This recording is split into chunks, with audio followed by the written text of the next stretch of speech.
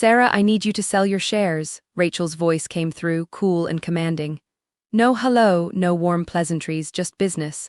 The words hit me like a punch to the gut. Sell my shares, I repeated, the confusion dripping from my voice. At this price, are you out of your mind? Rachel didn't flinch. You have no choice, Sarah, it's what's best for the company. The phone rang.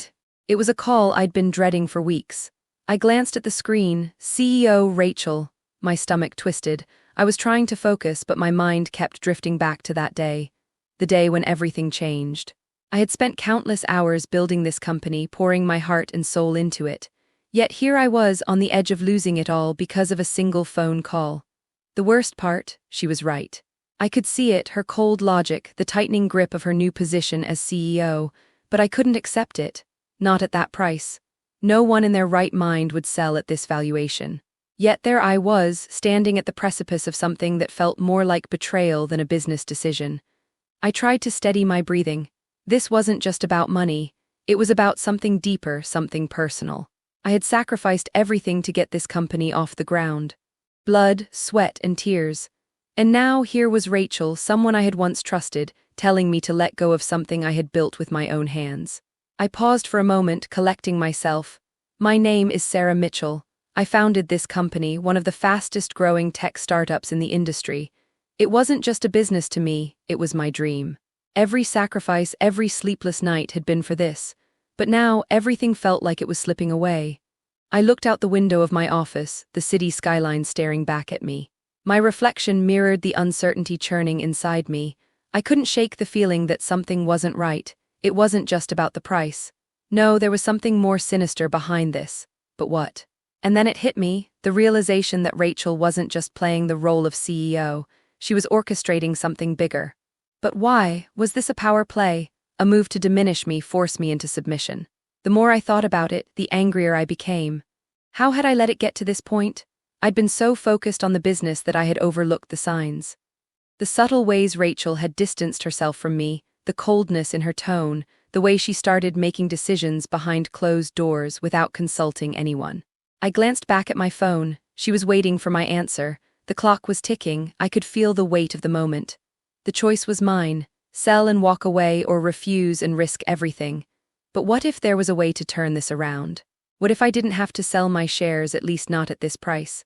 What if somehow I could regain control of what was mine? The thought of losing it all, it was unbearable. The injustice of it all, how could someone do this to me, to us? I felt a surge of determination, the kind that had gotten me this far. I had built this from the ground up. No one, not even Rachel, could take it away from me without a fight, and that's exactly what she was going to get. Give me one day, I said, my voice now steady, filled with a quiet resolve. I need to think about it. Rachel paused. You know the clock is ticking, Sarah, don't take too long. I hung up the phone, a deep breath escaping my lungs. But as the tension in my chest lingered, one question echoed in my mind. Was this the end of everything I had worked for, or just the beginning of something much bigger?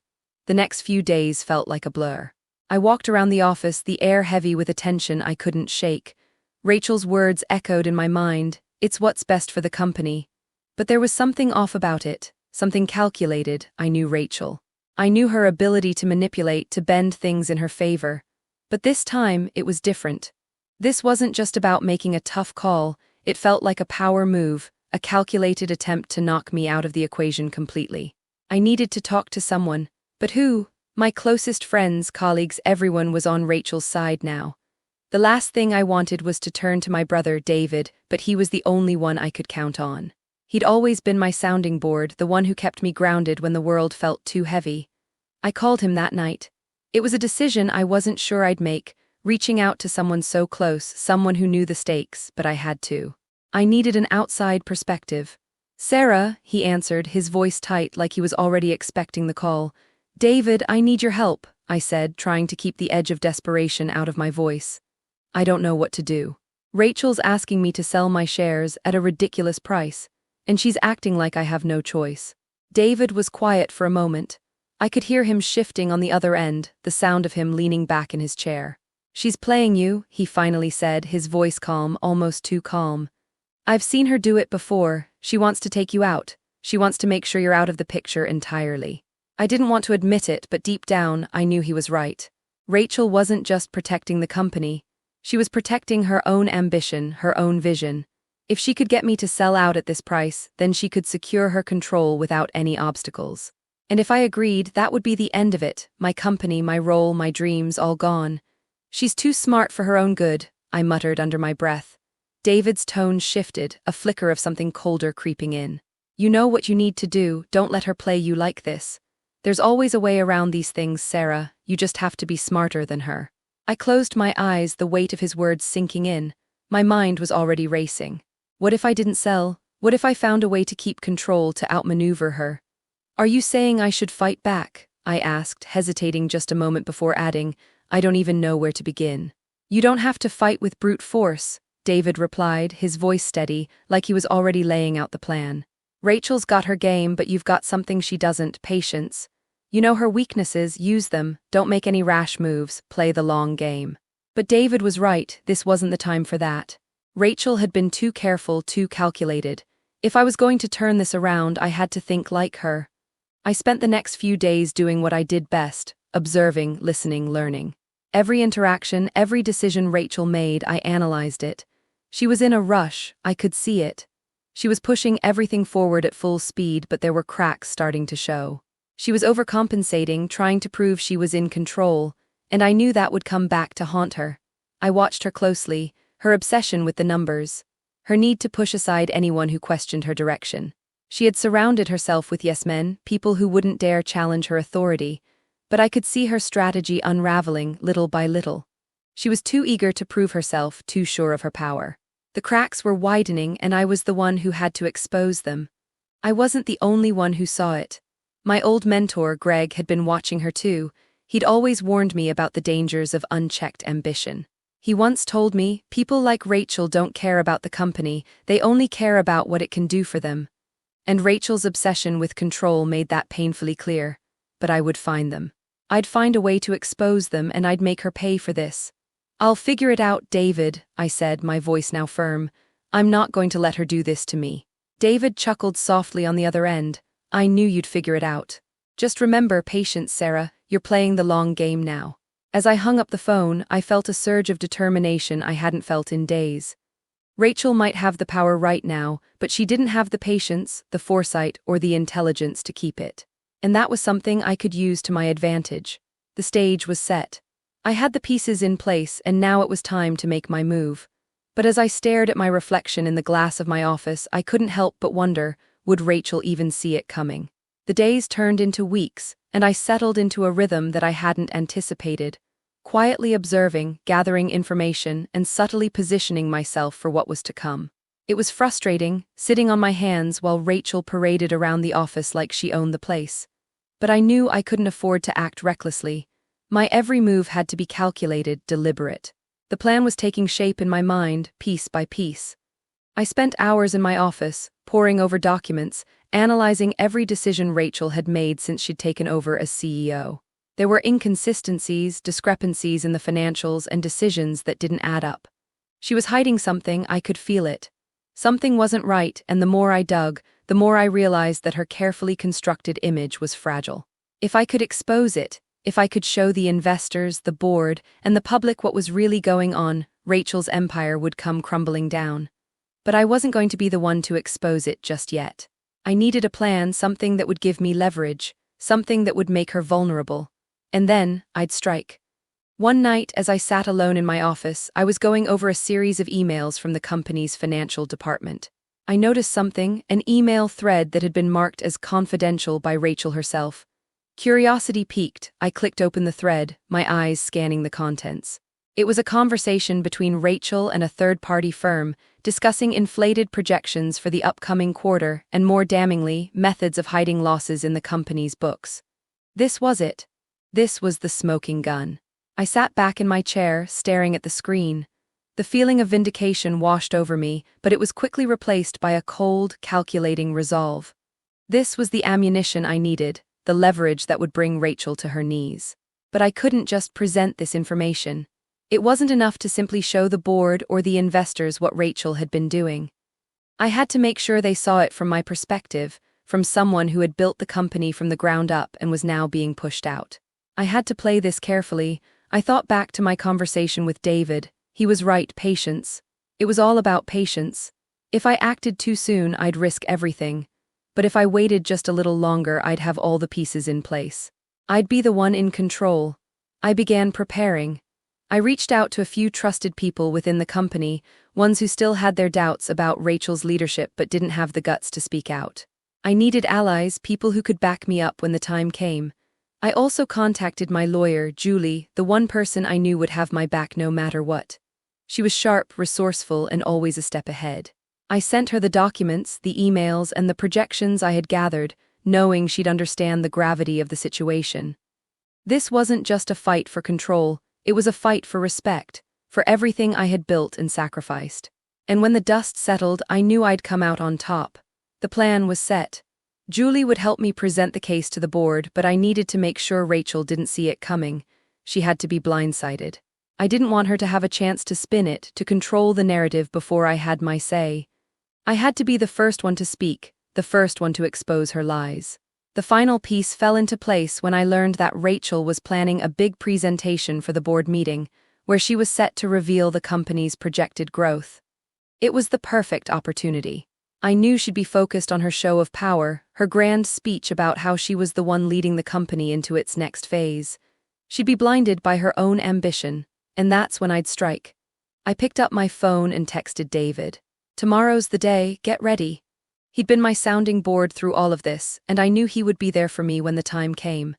I needed that reassurance, that final push to remind me that I was doing the right thing. As the minutes ticked by, I found myself wondering, would Rachel even see this coming? Would she realize too late that she had underestimated me, that her ambition had blinded her to the one thing I had that she didn't? Patience. And then, as I sat there in the quiet of my office, it hit me, this wasn't just about revenge. This was about reclaiming my life, my future. This was my chance to take back what was mine. The stage was set. All I had to do now was walk into that meeting and change everything. The clock was ticking, and Rachel was about to find out just how much she had underestimated me. But as I prepared to make my move, one question lingered in my mind. Would this be enough to destroy her, or would I need to go even further? The day had finally arrived. I stood in front of the mirror in my office, adjusting my blazer one last time. Today there was something else in my eyes, a fire, a quiet fury simmering just beneath the surface. The board meeting was in a few hours, and Rachel was likely already at the conference room, getting ready to put on her usual show. Her smile plastered on, her speeches rehearsed, her carefully curated image intact. She was going to present the company's projected growth, the future she envisioned for everyone. But I knew what she was hiding. I had the truth on my side, and today that truth would be my weapon. I took a deep breath and reached for my phone. "David, you good?" I typed, my fingers hovering over the screen for a moment before hitting send. Moments later, his reply came, "Ready as I'll ever be." "You've got this." His words were simple, but they gave me the confidence I needed. I wasn't alone in this fight. I had people who believed in me. I had allies, people who knew the truth, and I was about to make sure the world knew it too. I walked out of my office and headed to the conference room, where the board was already gathering. As I entered, I could feel the subtle tension in the room. Rachel was standing at the front, her usual confident smile plastered across her face as she greeted the board members. She was in her element, and I knew it. This was her moment to shine, but I was going to make sure that it would be her downfall. "Ah, Sarah," Rachel said, her voice dripping with condescension. "So glad you could join us. Please have a seat." I nodded, offering a polite but curt smile. I didn't trust myself to speak yet, not until I had my moment. As I took my seat at the back of the room, I glanced around. The board members were all present, people who had always been loyal to Rachel, who had been taken in by her smooth talking and promises of a better future. But they didn't know what I knew. They didn't know the reality behind Rachel's glossy presentations. I turned my attention to the front, where Rachel was already going through her slides, presenting her vision of the company's growth. She spoke with such conviction, painting a picture of a prosperous future, of numbers and projections that were nothing more than a carefully crafted lie. It was all smoke and mirrors, and I was the one who could expose it. But I had to wait. I had to let her dig her own grave first. I could see her eyes scanning the room. She wasn't used to being challenged, and I knew that. It made her all the more predictable. As she clicked through her slides, I allowed my mind to wander back to the meeting I'd had with Julie, my lawyer, just days before. We had gone over the plan in detail, how we would present the evidence, how we would strategically expose Rachel's lies without giving her a chance to fight back. Julie had been adamant. You have the proof, don't let her control the narrative. Once you speak, it's over, she won't know what hit her. It was time. I stood up slowly, interrupting Rachel mid-sentence. The room fell silent, all eyes turning to me. Rachel's smile faltered for just a second, but she quickly masked it with a practiced look of surprise. "Sarah, is there something you'd like to add?" she asked, her voice sweet but with an edge of annoyance, like I had just interrupted her performance. I could feel the board members shifting uncomfortably in their seats. The atmosphere in the room shifted from one of admiration for Rachel to one of curiosity. I had their attention now, but I wasn't going to rush this. "I believe I have some concerns regarding the numbers you've presented, Rachel," I said, my voice calm but firm. "Some of them seem inaccurate." Rachel's eyes narrowed, but she didn't interrupt. She was playing her role, pretending to be confused, pretending to be above suspicion. But I knew the cracks were starting to show. "I've reviewed the financials in detail, and it seems there are some discrepancies that you might want to address," I continued, my gaze locking with the board members. "There are projected growth figures that have been artificially inflated, and certain losses that have been conveniently hidden from the public eye. If you'd like, I can provide the documentation that proves it." Rachel's posture stiffened, but she recovered quickly. "Sarah, I think you're overreacting. These are projections based on the best available data."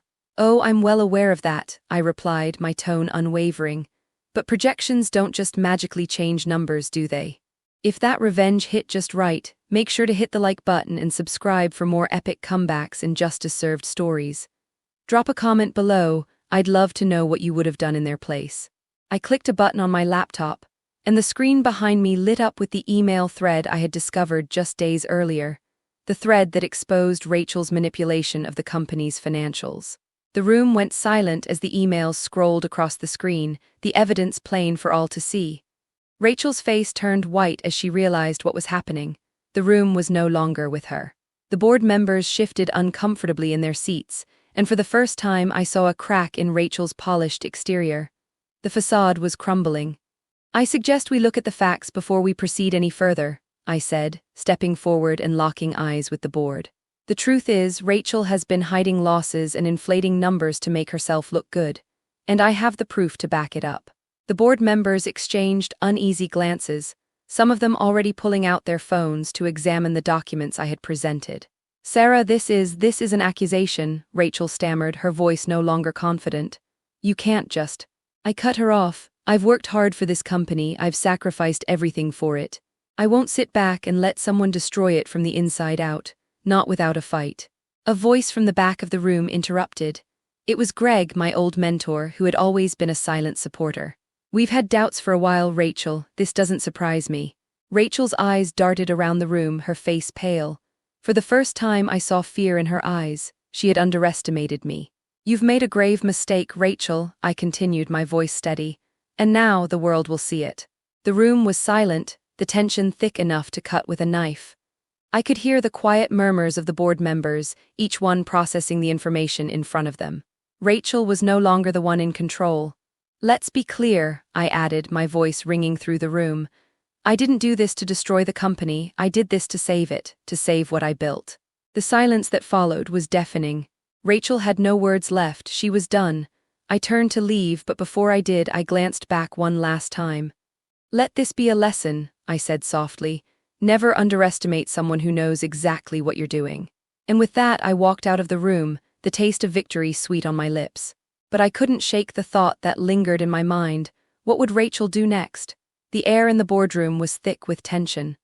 I could hear the murmur of conversations as I stepped out of the meeting, leaving behind a sea of stunned faces. Rachel, standing at the center, was visibly shaken. The weight of the evidence had hit her hard, but it wasn't over, not by a long shot. I made my way back to my office, my heart pounding in my chest.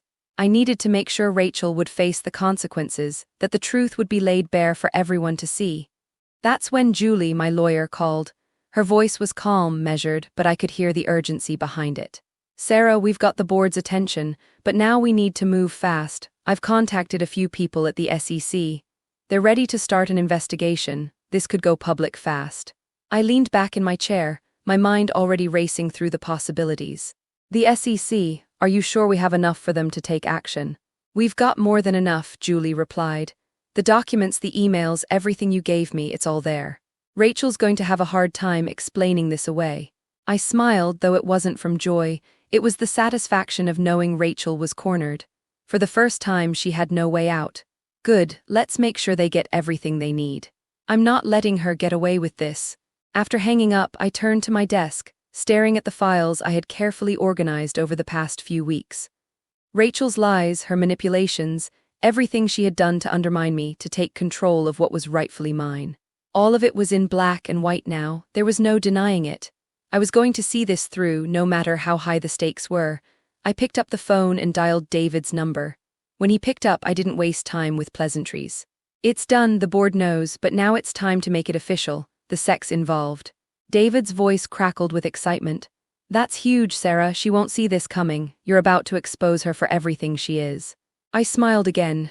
Exactly, but it's not just about Rachel anymore. It's about making sure everyone knows the truth. The company deserves better than this. The people who have supported her, the investors, the employees, they all deserve to know the kind of person they've been working with. The plan was set in motion. Julie had already reached out to her contacts at the SEC, and within hours, the investigation was underway. Rachel's career was on the line, and she had no idea how quickly the walls were closing in on her. The authorities were reviewing the evidence, and I knew it was just a matter of time before the truth hit the press. But it wasn't enough to let the investigation unfold on its own.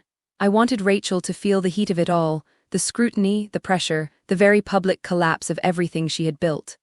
The next morning, I was sitting in the cafe across from Greg. He had been my mentor for years, the one person who had always understood the way the game was played. He had warned me about Rachel when I first hired her, but I hadn't listened. Now, as we sipped coffee in silence, the weight of everything hung between us. I can't believe it's come to this, I said, breaking the silence. I thought we could work together, that she'd see the bigger picture. But she's destroyed everything. Greg leaned back in his chair, his eyes hard with understanding. People like Rachel, they don't care about the bigger picture, Sarah. They care about control, about power. And once they have it, they'll stop at nothing to keep it. Which is exactly why I had to expose her, I said, my voice quieter now, the anger and betrayal from earlier starting to settle into something colder. This isn't just about me anymore. It's about the integrity of the company, the people who trusted her. She can't just walk away from this. Won't be easy, Greg warned. She's got resources. She's got a team of lawyers who'll fight tooth and nail to keep her on top. I nodded, the weight of the challenge heavy on my shoulders. I know, but that's not going to stop me. This time she's facing more than just me. Greg smirked, a rare flicker of pride in his eyes. You've got the upper hand, Sarah, and you're playing it perfectly. Just make sure you're ready for the fallout. It's going to get messy. The next few days felt like a blur. The news of the SEC investigation began to leak, and the company was thrust into the spotlight. The press was relentless, questions pouring in from every direction. Rachel's public image, so carefully crafted, began to crumble. She couldn't hide anymore. The cracks were showing. The world was starting to see her for what she really was, a manipulator, a liar. I stayed behind the scenes, watching as the media tore through her carefully constructed facade. The board members who had once supported her were scrambling to cover their tracks, distance themselves from her. They had to know they couldn't afford to stand by her any longer. They had to protect their own reputations. The phone rang one afternoon, interrupting my thoughts. It was Julie. Sarah, you need to hear this, she said, her voice strained. The press is already reporting on Rachel's involvement with the SEC investigation. The story's everywhere. We're about to see the full fallout. I closed my eyes, a sense of satisfaction creeping in. This was it. The beginning of the end for Rachel. Good, let them see what she's done, I said, my voice steady. Let the world know. But Julie wasn't done. Sarah, there's more. Rachel's trying to cover her tracks. She's making a deal with a PR firm, but it's too late. She's already lost the trust of her investors, her partners, her employees. Her career, it's done. And then, finally, the reality of what I had set in motion sank in. Rachel was finished. Her empire was crumbling around her. But as much as I felt vindicated, there was still a lingering question in the back of my mind. What would Rachel do next? Would she fight back, or would she disappear into the shadows, a cautionary tale of ambition gone too far? One thing was certain: the world was about to see who Rachel really was. Rachel's world was falling apart, and it was almost impossible to look away. The media coverage only intensified as the truth about her manipulations spread like wildfire. Investors pulled out. Employees started quitting. The company she had once claimed to lead with such vision was now sinking under the weight of her lies. The SEC investigation was just the tip of the iceberg. Reports of financial fraud, cover-ups, and inflated numbers were now plastered across headlines. Rachel had tried to salvage what she could with a PR team, but there was no spin that could undo the damage. Every attempt to clean up her image only made things worse. The public wasn't buying it anymore. And neither were the people who had once stood by her. I had received a call from one of the board members the day after the SEC announcement. It was clear they were scrambling. "Sarah," he said, voice tight with stress, "we need to act fast. Rachel's about to make a public statement, but we don't want to be associated with this disaster anymore. What do you think?" I could hear the desperation in his voice. He knew the clock was ticking, and I had to make a decision. I could have stepped back, let Rachel drown on her own, but that wasn't enough. This wasn't just about taking her down, it was about showing everyone the price of betraying trust. "I think it's time for new leadership," I said calmly. "And it's time for the truth to come out fully. Rachel won't survive this." A few days later, Rachel was officially removed from her position. Her career, once shining so brightly, was now a distant memory. She had no choice but to retreat, and her reputation was irreparably shattered. The company was left to rebuild, but it wouldn't be the same. I wasn't the CEO yet, but I had made sure that my vision would lead the company forward, and not her deceitful legacy. The collapse was complete. Rachel had lost everything: her job, her wealth, her supporters. Her reputation was in tatters. And as for me, I had reclaimed what was mine, not just the company, but my dignity. But even with all that satisfaction, one thing lingered in my mind. Did Rachel ever truly understand the cost of her actions? A few months had passed since Rachel's fall from grace, but the aftermath still echoed in every corner of the company. The media had moved on, the investors had been reassured, and the company was slowly but surely rebuilding. But for me, this wasn't just about survival. It was about growth, about showing the world that a single moment of betrayal couldn't define my future. One morning, as I sat in my new office, now officially as CEO, the weight of the past year finally seemed to lift. The doors to the company were open again, the halls buzzing with energy, hope, and renewed purpose. I was no longer the victim of Rachel's manipulations. I was the one leading the charge forward. The phone rang, pulling me from my thoughts. It was Greg, my mentor. "You've done it, Sarah," he said, his voice full of pride. "You took back what was yours and then some. I couldn't be prouder." I smiled, leaning back in my chair. It wasn't just about revenge. It was about showing what real leadership looks like: honesty, integrity, and a commitment to the people who believed in this company. "And now you're the one they're all looking to. How does it feel?" "It feels right," I said, glancing out the window at the city below. "But it's not over. The real work is just beginning. We've got to build this company into something bigger than it ever was. And we'll do it the right way together." The future was uncertain, but I was no longer afraid. I had learned the hard way that betrayal can only break you if you let it, and I wasn't going to let it. With a strong team, a clear vision, and the lessons I'd learned, I was ready for whatever came next. I stood up from my desk and looked out at the skyline one last time, a smile tugging at the corners of my lips. The journey hadn't been easy, but it had made me stronger, and now it was my turn to shape the future. I wasn't just surviving anymore, I was thriving.